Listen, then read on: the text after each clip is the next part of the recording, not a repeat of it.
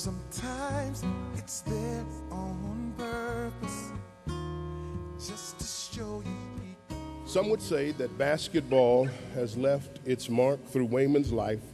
Others would say that it was music. But for all of those who really know him, it was the person that he was. It was the God that was in him that touched all of our lives. Wayman never met a stranger.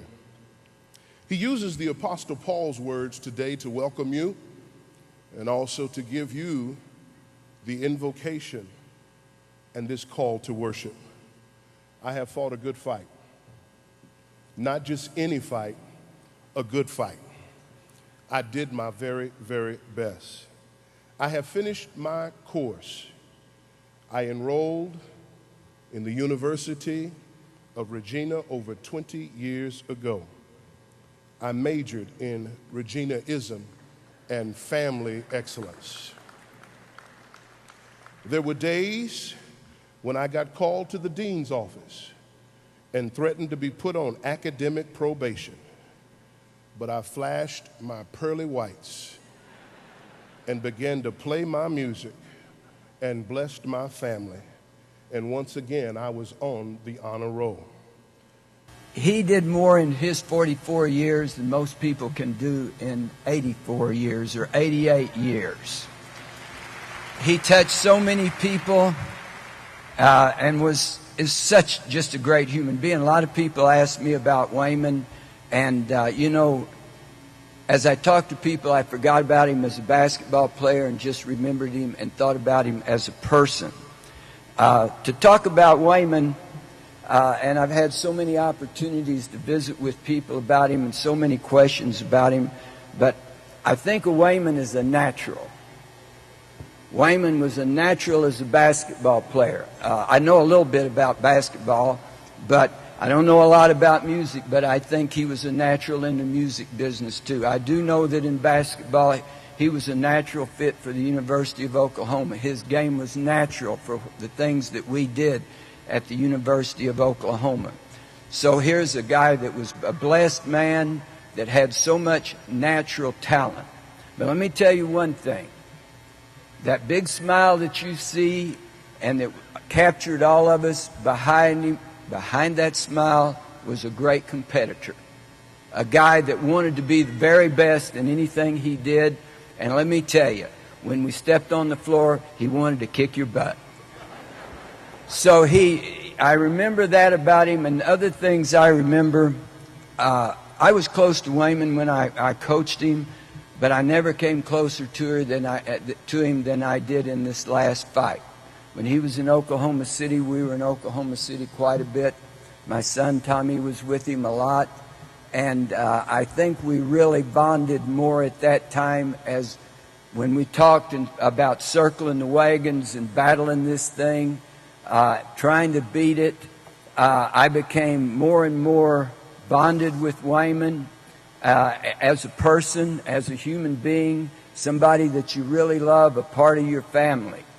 And I always went into the hospital thinking the idea, I'm going to cheer Wayman up. And you know, I came out being cheered up. He flashed that smile, we hugged, we talked, we looked at film.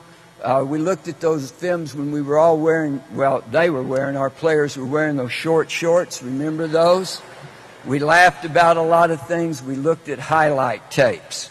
And it was just a great blessing. And Coach Tubbs, you're right. Wayman was an incredibly natural musician. He didn't know A from a G sharp. He just played. He played from his heart. It was very natural. And, you know, he would call me on the phone and say, Marcus, I just wrote a song, and I want to show it to my band, but I don't know what I'm doing. So listen to what I'm playing over the phone and tell me what chords I'm playing. So he go, brang, and I go, okay, that's an E major. He go, okay. Then he go, brang, what's that? I said, that's E over G sharp. He go, now what about this one? Brang. I said, oh, wow, that's a D sharp minor with a major 7. He go, Gina, I just wrote a D sharp minor with a major 7. You know I'm good, girl. This is Wayman. This is who he was.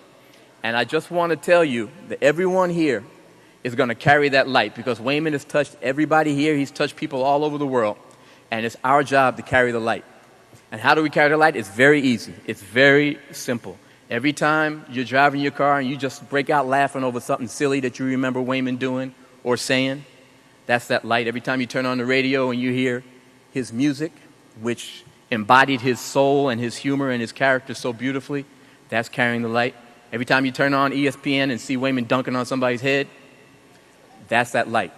We just have to let him live within us. This has been the hardest week of my life, but I'm standing because there is a God in heaven that says stand. I love God. I love him with all my heart and my soul. Mrs. Tisdale, thank you. Thank you for those boys. They mean everything to me. Always will, always have, forever. I might have to do a sprint when I get through with this one, but I'll be all right, because I'm going to be okay, because Wayman told me so.